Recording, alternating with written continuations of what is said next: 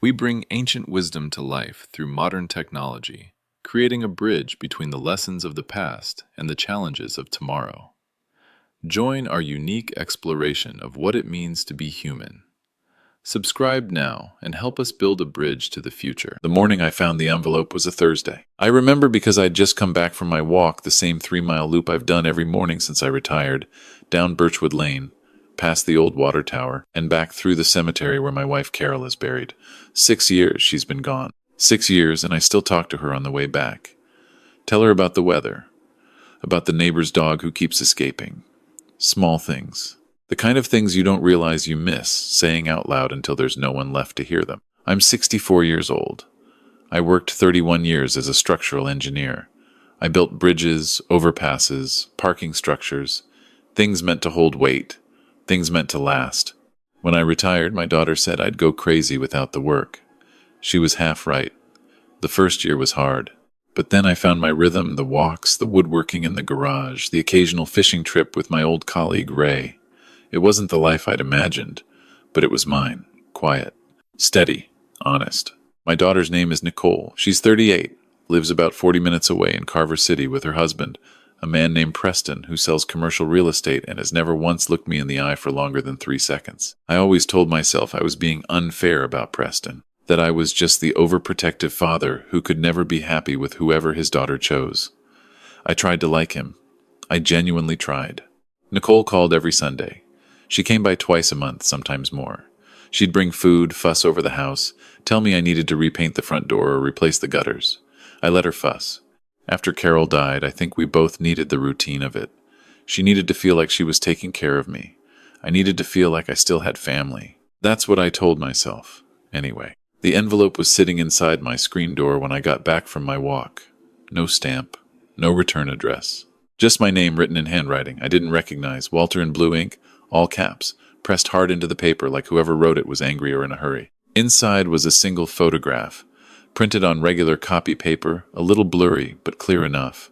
It showed my back porch, taken from somewhere beyond my fence line. And on the porch, visible through the sliding glass door, was Nicole. She was standing at my kitchen counter. She had something in her hand, a small device, rectangular, maybe the size of a TV remote. She appeared to be placing it underneath the lip of my kitchen cabinet, in the corner near the window. There was no note, nothing else in the envelope. I stood there in my driveway for a long time, holding that photograph. The sprinklers from the house across the street kicked on. A crow landed on my mailbox and then flew away. I folded the photograph back into the envelope and went inside. I did not call Nicole. That was the hardest part. My first instinct, my entire life's instinct, was to call her. To say, "Hey, I got something strange in the mail. Can you explain this?" That's what a normal father does. That's what I'd always done when something confused me. Just ask. Just be direct. Carol used to say I was the least complicated man she'd ever met, and she meant it as a compliment. But something stopped me. Some quiet, cold voice in the back of my head that said, "Wait." I went to the corner of my kitchen. I stood there and I looked at the cabinet above the counter, the one near the window, the one Nicole had apparently been crouching near in that photograph. I didn't touch anything. I just looked. At first I didn't see it. It was small, dark, wedged into the narrow gap where the cabinet frame met the wall, almost completely hidden unless you knew to look. A small black device, roughly rectangular, with a tiny pinhole on one face that I recognized immediately. A camera. I stepped back. I want to say my mind went blank, but that's not what happened. My mind went very, very loud. A dozen thoughts at once, crashing into each other. Why? When did she put it there? How long has it been there? What has it seen? What did she want to see? I didn't touch it. I walked to the garage, sat down on my work stool, and put my hands on my knees. And I breathed. Just breathed. 31 years of engineering taught me one thing above everything else. When something fails, don't touch anything until you understand the failure mode. Don't pull at the crack. Don't assume. Observe first. So I observed. Over the next 3 days, I went about my life exactly as normal. I made my coffee in the kitchen every morning. I watched the news in the living room. I had a phone call with my old colleague Ray on Friday afternoon, standing right there under that cabinet, talking about fishing spots and whether his knee was ever going to recover from the surgery. I acted like a man with nothing to hide, because I needed whoever was watching to believe that I didn't know. Meanwhile, I did some quiet research. The device was almost certainly a small Wi-Fi camera, the kind sold online for under $40 with a companion app that allows live streaming and recording. I found similar models in less than 10 minutes of searching. They're marketed as home security cameras. They're also, very commonly, used for surveillance. I thought about who might have sent me the photograph. A neighbor? Someone who'd seen Nicole at the house and felt something was off? I had no way to know. But whoever it was had taken a real risk to warn me. I wasn't going to waste it. On Saturday, Nicole called as usual. "How are you feeling, Dad? Did you take your blood pressure medication?" "I did," I said. "Everything's fine here. Actually, I've been thinking, do you want to come by Tuesday? I was going to go through some of your mother's things. Been putting it off long enough." There was a pause. Brief, but I caught it. "Sure," she said. "Tuesday works." I called a lawyer on Monday. His name was Gerald Moss. He'd handled Carol's estate when she passed, and he was the kind of man who asked questions slowly and listened to the answers completely. I told him everything, the photograph, the camera, the 3 days of watching. I told him about Preston and the way he'd always seemed more interested in the square footage of my house than in anything I had to say. Gerald listened. Then he asked me to pull out my mortgage documents, my will, my account statements. We spent 2 hours on the phone. What he found was this. 4 months earlier, someone had submitted a notarized document to my county clerk's office, requesting a lien on my property, my house, which I own outright, which Carol and I paid off 18 years ago. The signature on the document was mine, except I had never signed it. The notary stamp was registered to a business in Carver City, the same city where Nicole and Preston lived. Gerald was quiet for a moment. Then he said, "Walter, I want you to call the non-emergency line for your county sheriff's office. Don't call Nicole. Don't confront anyone. Just make the call." I sat with that for a while after I hung up. I want to tell you that I felt rage. I think rage would have been easier.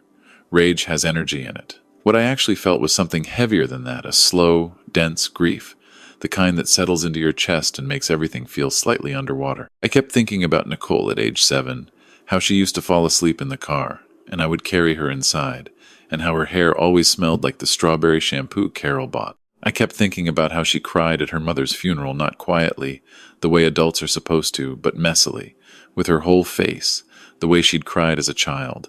I thought about whether that was real. I thought about how much of the last 6 years might not have been what I thought it was. Tuesday came. Nicole arrived at 11 in the morning. Preston was with her, which surprised me. He almost never came on weekday visits. He was wearing a blazer like he had somewhere to be later. He kept checking his phone. I made coffee. We sat at the kitchen table. I had brought out a box of Carol's things, photographs, some jewelry, a few books she'd loved, and for a while we actually talked about her. Nicole held a photograph of Carol from 1987 and said, "I forget sometimes how young she was." Her voice sounded real. It sounded like my daughter. That's the thing nobody tells you. The voice stays the same. After about an hour, Nicole asked if she could use the bathroom. Preston stood and said he was going to stretch his legs, and started walking toward the hallway, toward the back of the house, toward my home office. I said, "Preston, the bathroom's the other direction." He stopped, turned. "Oh, I know, I was just going to look at that crack in your hallway ceiling you mentioned." I had never mentioned a crack in my hallway ceiling. He knew I knew. I could see it in the way he went still. 2 things happened in the next 4 minutes that I had not planned on and will not describe in full detail, because they're part of an ongoing legal matter. What I will say is this. Law enforcement had been briefed, a family attorney was on standby, and the moment Preston's hand touched the door to my home office, where my financial documents are kept, was a moment that had been anticipated by people other than me. What came next was not dramatic the way television makes things dramatic. There were no drawn weapons, no shouting. It was quiet and methodical, the way serious things usually are. Preston was escorted out of my home. Nicole sat at my kitchen table and did not speak for a very long time. I sat across from her. She said eventually, "How long did you know?" "Long enough," I said. "Dad, don't," I said. And she didn't. I want to be honest about what I learned, because I think it matters. The lien on my property was part of a larger plan, one that Gerald and the sheriff's investigators unraveled over the following weeks. Preston had significant debts tied to failed commercial deals. 3 properties he'd brokered had fallen through simultaneously. He was underwater by an amount that apparently made him believe that stealing from his 64-year-old father-in-law was a reasonable solution. Nicole knew. Not all of it, I believe that. Or at least I believe she'd told herself she didn't know all of it, but she knew enough. The camera was her idea, Gerald told me later. She'd wanted to monitor my daily patterns, learn my routines, know when I was home and when I wasn't, know when I met with anyone who might complicate their plans. The notary stamp was traced to an associate of Preston's.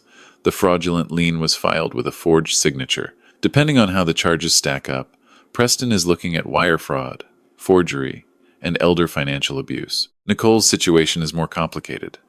I don't know yet what it will look like when it's finished. What I know is that she called me from her sister-in-law's house 3 weeks after everything happened. She said my name, and then she said she was sorry, and then she started crying the same way she cried at her mother's funeral, messily, with her whole face. I stayed on the phone. I didn't say much. I don't know yet what the right words are, or if there are any. That's the part that doesn't resolve cleanly. That's the part I'm still in. Here's what else I know. I had the camera removed professionally. I didn't want to handle it myself and risk contaminating evidence. The technician who came out was a young man, maybe 25, and he looked at the placement of it and said, "Whoever put this here knew what they were doing. This angle covers almost the entire kitchen." He said it clinically, the way professionals report observations. I thanked him and showed him out. I called Ray that evening, told him the abbreviated version. He was quiet for a long moment, and then he said, "You doing okay?" And I said, "I'm working on it." He said, "Good enough." We made plans to go fishing the following weekend, up at the reservoir where we used to go in the 90s when our kids were small and the world seemed more manageable. I went on my walk the next morning. The usual loop, Birchwood Lane, the water tower, the cemetery. I stopped at Carol's grave the way I always do. I didn't tell her about the small things that day. I told her about this. I don't know if that's strange. I don't know if it helped, but I stood there in the quiet of that morning and I said it all out loud, the photograph, the camera, the forged signature, the look on Nicole's face at my kitchen table. I said it to the woman who knew me better than anyone, who would have known what to do and how to feel, who was not there to ask. Then I went home. I changed the locks the week after everything happened. I know that sounds like a practical detail, but there's something about standing at your own front door, sliding a new key into a new lock, and feeling it catch something about that small, mechanical certainty that helped me more than I expected. The house is quiet now, in a way that feels different from before. Not worse, different. I understand it better. I understand what I missed and why I missed it and what it cost me. I'm not interested in pretending that doesn't matter. What I am interested in is this. I'm still here. I still take my walks in the morning. I still do my woodworking on Tuesday and Thursday afternoons. Next week I'm having the gutters replaced, not because Nicole kept after me about it, but because they actually need it, and because this house is mine, and I take care of what's mine. A man down the street has a dog, a big, ridiculous golden retriever named Captain, who escapes every few days and ends up sitting on my porch like he's waiting for an appointment. Last Tuesday I finally gave him a biscuit. His owner, a retired firefighter named Dave, came to retrieve him and ended up staying for coffee. We talked for 2 hours. There are still people in this world who are exactly what they appear to be. I needed the reminder. If you've watched this far, I imagine you've had your own version of this. Maybe not a camera, maybe not a forged document, but someone who made you wonder how well you really know the people closest to you. I won't tell you there's a clean answer to that question. I looked for one and didn't find it. What I found instead was this: the instinct to wait, to observe, to not immediately hand your trust back to the person who violated it. That instinct is worth listening to. I almost didn't. My whole life, I've leaned toward giving people the benefit of the doubt, toward being the uncomplicated man who assumes the best. And maybe I'll go back to that, eventually. Maybe that's the right way to be in the world. But not yet. For now, I take my walks. I talk to Carol. I drink my coffee in a kitchen with no cameras in it, and I call it enough. Where are you watching this from? I'd genuinely like to know.